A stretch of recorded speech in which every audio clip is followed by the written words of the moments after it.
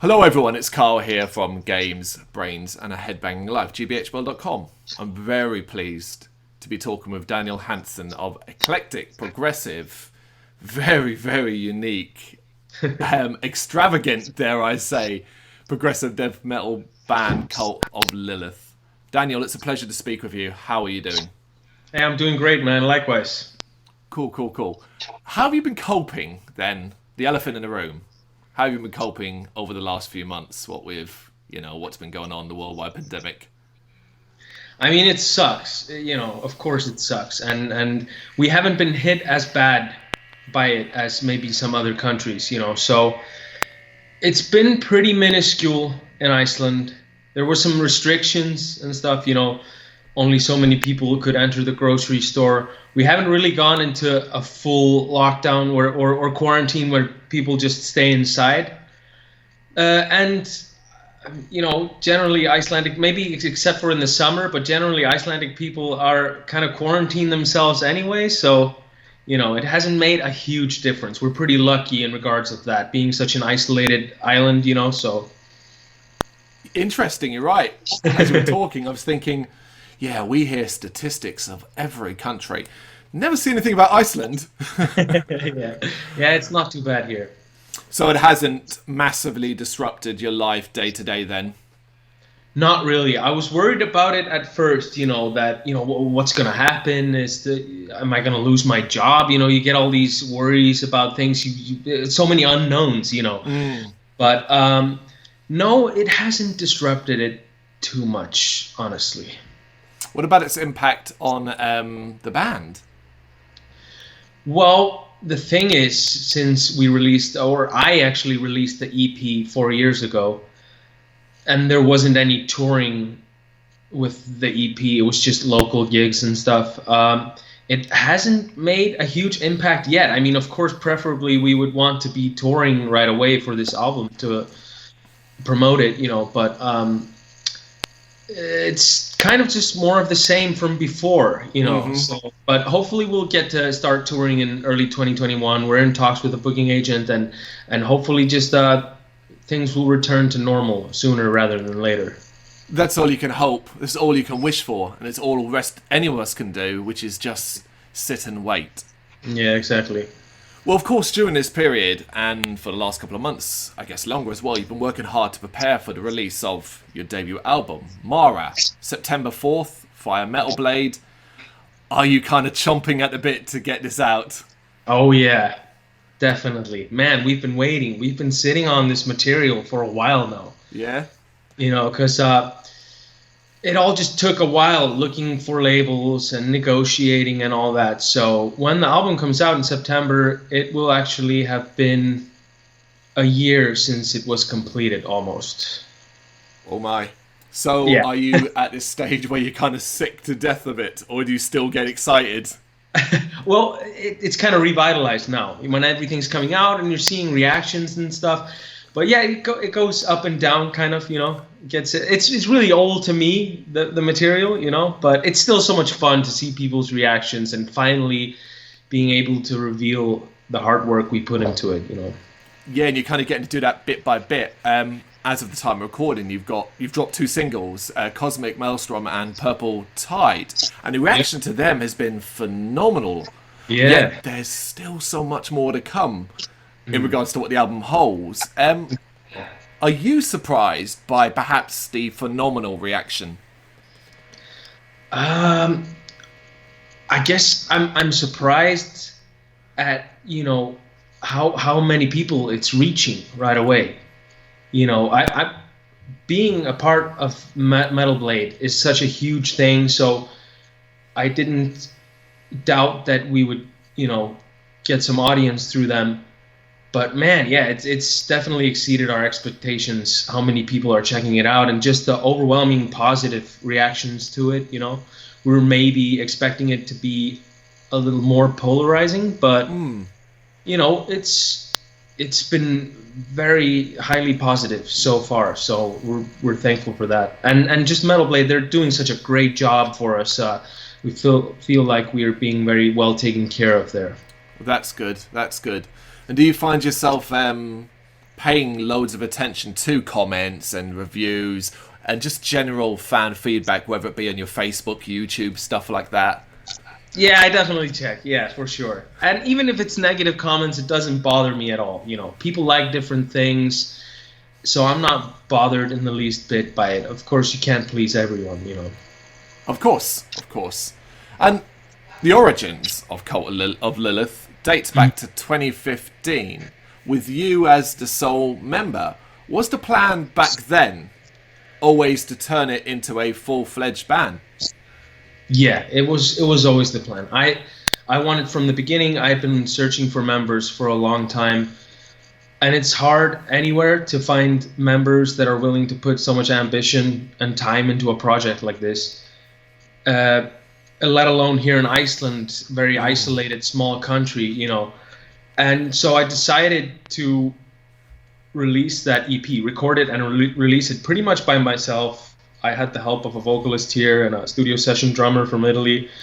And I decided to release it just to make a showcase of what I kind of wanted to do and to get other members or other musicians interested here in Iceland and actually want to take part and dedicate their time to the project. I wanted to show, you know, like I'm serious about this. I want to take it as far as I possibly can and try to find members into the band that are on the same page, you know. Well, obviously one of the biggest differences between then and now, the 2016 EP and the album that's coming out in September, is obviously the change in vocalist. You've got Mario Infantenes Avalos, I don't know if I'm saying that right. He's handling these duties now. Other than that, which is obviously quite a significant change, what other major difference do you see between the EP and the upcoming album?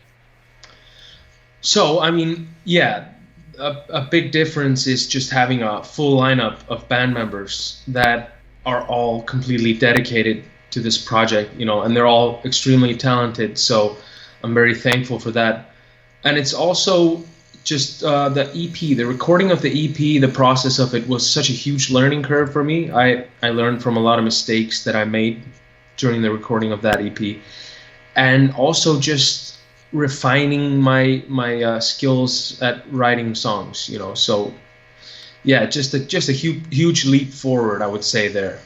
That's a good couple of years, no doubt, between writing and writing the new album for you to have developed those skills, as you say. Definitely. And is that something you kind of focused solely doing it yourself, or did you go out, take lessons, talk to people, get experience, online courses and things like that? No online courses, nothing like that. Just pretty much by myself. I just listen to a lot of music. I listen to a lot of different kind of music. I work in construction, so it lets me just put on my headphones and I can just be in my own world, you know, doing work and listening to a lot of different bands and drawing inspiration from a lot of different things, and then also just at home noodling around and just giving it time to come together. That makes sense, because when you hear the album, there's no easy band or style to point at and go, well, that's what you were inspired by, or that takes this. There's so many different elements, which is fascinating in itself. Thank you, man. So the title of the album, Mora. Now that's related to a folklore tale of like an insidious and malicious entity. Something about sitting on people's chest, like a demon that sits on its chest while you sleep. Brings nightmares.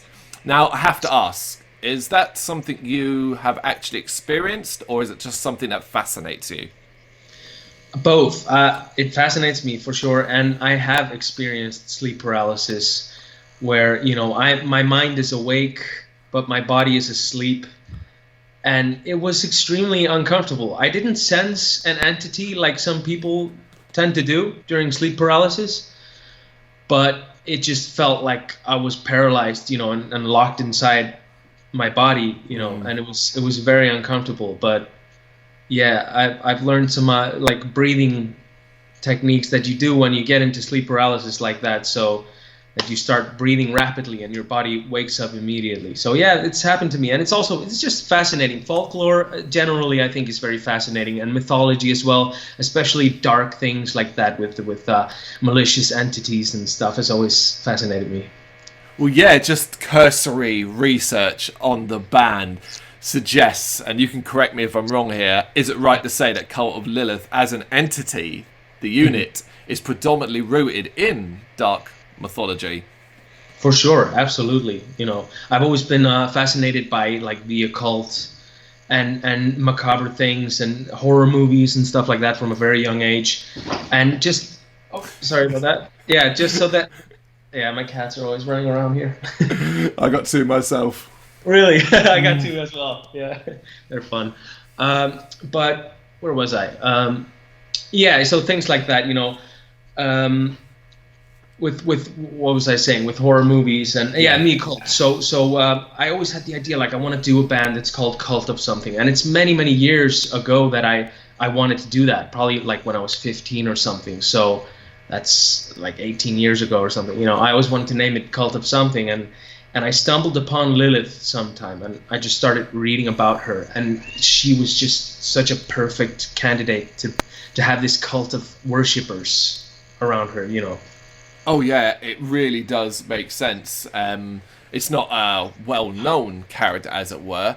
I don't even think it's ever really been covered heavily in rock and metal anyway, so it's a great area to focus upon and build, I guess.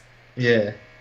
So when it came to discussion about the lyrics and Mario's lyrics and so on, and was that done kind of separate to the music, and then you kind of sat there and you thought, okay, that fits really, really well?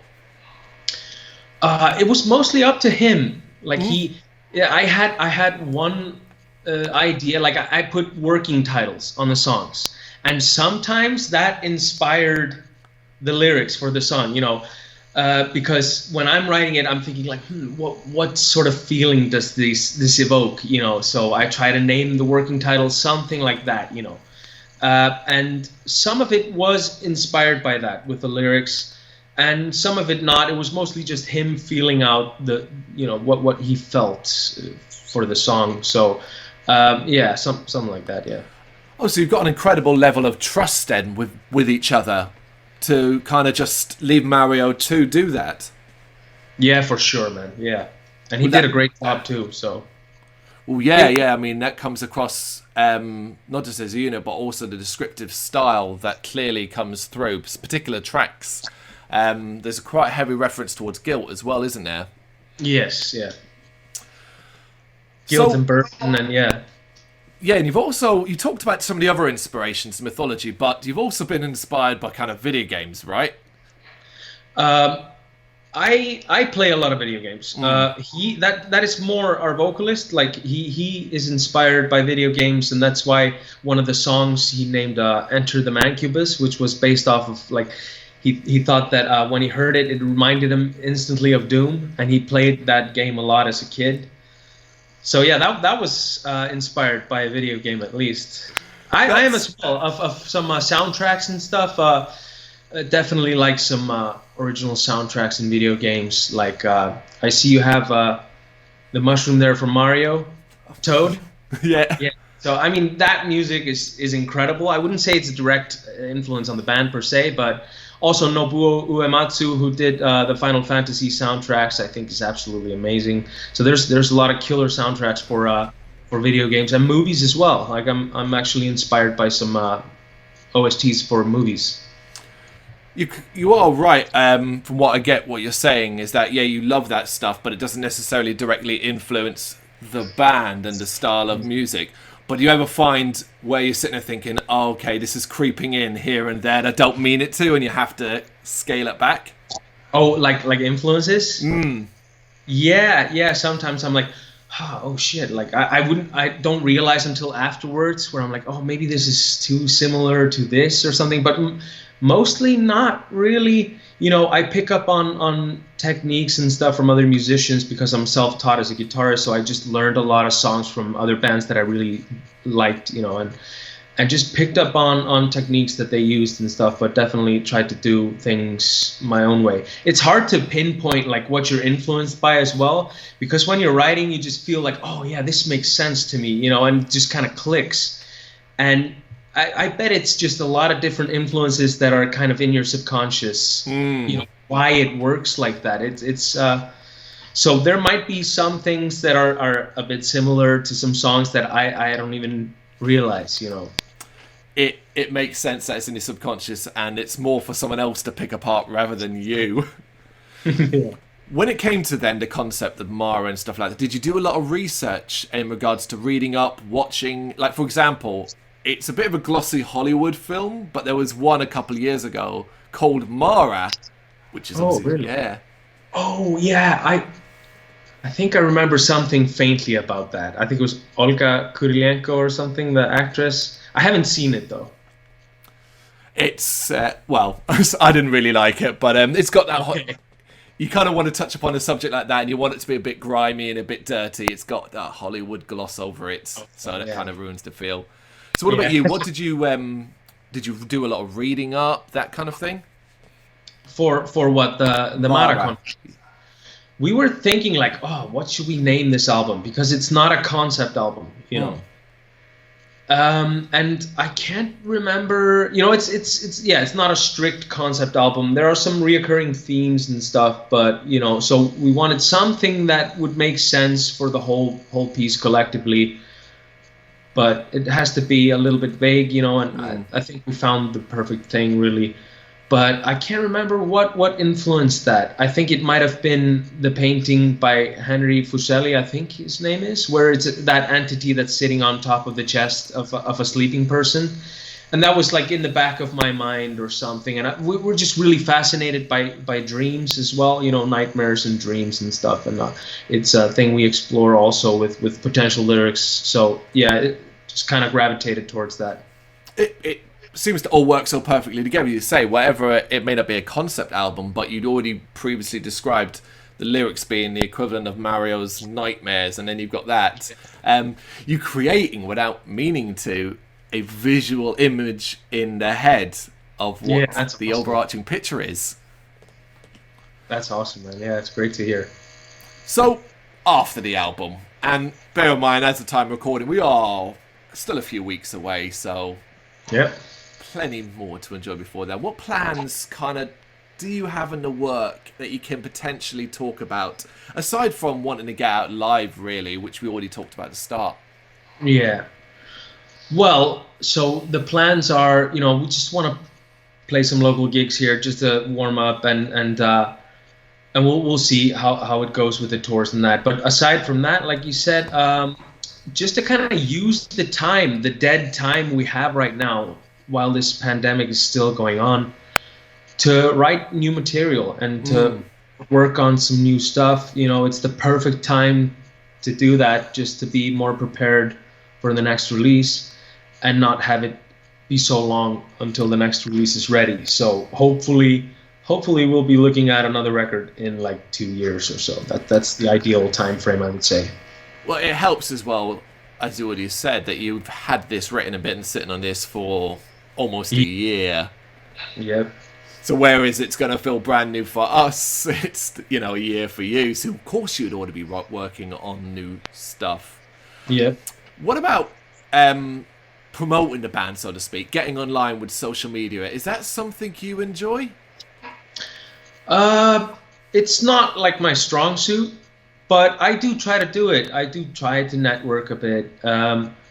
Yeah, like I said, I enjoy way more, you know, the trying to think of concepts and talking to artists and developing themes and stuff for merch, or talking to like the artist for the album cover, or creating music, just the more creative aspect, and yeah, developing ideas for music videos and things like that. That's probably what I enjoy the most. But yeah, we definitely try to be more active on social media than before, especially now that we have stuff to promote. You know, it makes more sense. So yeah, I'm trying to get better at that for sure. Do you feel pressure to be better at it, particularly when you kind of see the last few months and the only way almost every band in the world could push themselves was on social media. Yeah, there's always like a little pressure, but it doesn't get to me. Like now, it's we have a lot of stuff to share. We've been also recording some playthrough videos, and it's fun to try to get creative with that as well. We just kind of have to get better at it and learn a little bit more how to do it. Well, it's funny because obviously the band's only been active since 2015, so it's kind of like, hey, you're a baby. You're only going to do your debut album. Yeah, You've got plenty of time to really pick this shit up. Yeah, we've been going overboard with just having everything so perfect. We're all perfectionists, and we overthink everything. It's actually a joke of ours, like cult of overthinking, because we're freaking we overthink everything. But I think it's a good thing as well. It's a good thing and a bad thing. But the good thing is that we try to do everything, incredibly well. Yeah. So, who out of you guys then, who's the person that stands up and draws the line in the sand and says, right, no more thinking about this or focusing on that? We all kind of do at certain points. When someone's taking it too far, we're like, okay, we can't dwell on this any longer. Like now we just have to, like you say, draw the line in the sand and just get done with it, And what would be, I guess, the minimum hope you have for this release? Because obviously you're very localized in Iceland. Is it simply, let's get this out to a worldwide audience, which you will do with Metal Blade? Yeah, exactly. That's the hope, is just to lay a great foundation, just to build an audience and a good fan base.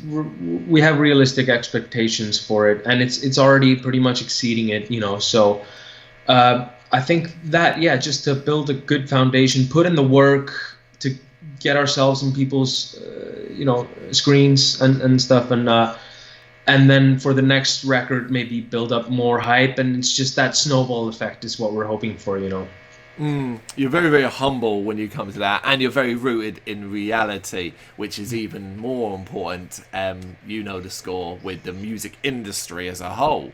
It's a difficult work out there. It is, yeah. Last thing then, and I guess it's more just a bit of insight that you could offer us in regards to the scene in Iceland, because it's such an isolated island, particularly to places like the UK, where I am, and things like that. What is your scene like? Is it very localized within towns? When you talk about doing local gigs, is it simply a matter of just 5 or 6 dates around the country? No, there's pretty much nothing like that. That's the thing. The capital area it's such a condensed place, like where I think like half of the population or more lives in the capital area. So that's basically where the scene is. It's hard to tour around the country, especially with extreme music like this, because it's small towns all over the place. There is a couple of other towns that you might be able to pull it off, but with a very small audience, so it doesn't really make sense. They just come to town instead. There is a festival, though, in the east of Iceland. It's like a 10-hour drive or something. And it's a very cool festival. And, that's like the biggest metal festival here. And bands will drive over there, and a lot of people will attend. But a lot of it is also people from the capital area, but also from the smaller towns around will gather there for the shows. Okay, that makes sense. And now you mentioned that, I will actually ask this as well. How do you feel about Cult of Lilith playing festivals? Because obviously festival season died this year. And the hope is 2021. A lot of them are coming back, particularly the big name ones, the Wackens, the Bloodstocks, the Downloads, and so on. Is that something that does interest you? Oh, absolutely. Yeah. We'd love to play all of them, honestly. That's what we want to do. We want to travel around, tour and play festivals each year. That sounds great. Like you said, because it was all canceled 2020, a lot of the lineups will just be moved over to 2021. So we'll have to see if we get on any next year. Hopefully it's being worked on, so we just got to cross our fingers with that. Otherwise it's 2022 or something. We'll just have to see. Of course, you're absolutely right about the kind of lineup just being replaced. But in the case of some, there are the odd ones who have added like an extra day to kind of make up for the year. So there's that. But we shall see. It's all a we shall see. Yeah, exactly. But what we can be assured of is the 4th of September, the album is out, and that is a great place to start. The foundation, as you said. Yeah. Yeah. Daniel, thank you very much for your time. It's been an absolute pleasure. Thank you, man. My pleasure as well. Thank you very much for watching. You can check us out on GBHBL.com as well as on Facebook, Instagram, Twitter and Tumblr. Go to Patreon and help us out over there. That's patreon.com/GBHBL, as well as Big Cartel, where you can find some of our merchandise. We have a podcast running on SoundCloud and Apple Podcasts. And of course, if you like this video, do us a favour, hit the subscribe button and help the channel grow. Games, horror and heavy metal. What else is life for?